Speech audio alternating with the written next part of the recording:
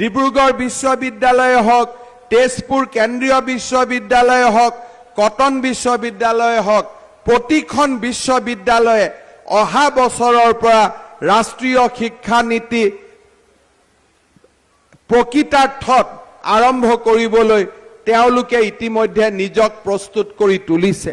মই আশা কৰোঁ ডিব্ৰুগড় বিশ্ববিদ্যালয় তেওঁলোকৰ প্ৰচেষ্টাত সফল হ'ব আৰু সেই ধৰণে আমাৰ ৰাষ্ট্ৰীয় শিক্ষা নীতিৰ আধাৰত এক বিশ্বমানৰ শিক্ষা ব্যৱস্থা নিৰ্মাণ কৰিবলৈ আমি আগবাঢ়ি যাব পাৰিম, আমি আগুৱাই যাব পাৰিম। ডিব্ৰুগড় বিশ্ববিদ্যালয় হওক, তেজপুৰ কেন্দ্ৰীয় বিশ্ববিদ্যালয় হওক, কটন বিশ্ববিদ্যালয় হওক, প্ৰতিখন বিশ্ববিদ্যালয়ে অহা বছৰৰ পৰা ৰাষ্ট্ৰীয় শিক্ষা নীতি প্ৰকৃতাৰ্থত আৰম্ভ কৰিবলৈ তেওঁলোকে ইতিমধ্যে নিজক প্ৰস্তুত কৰি তুলিছে।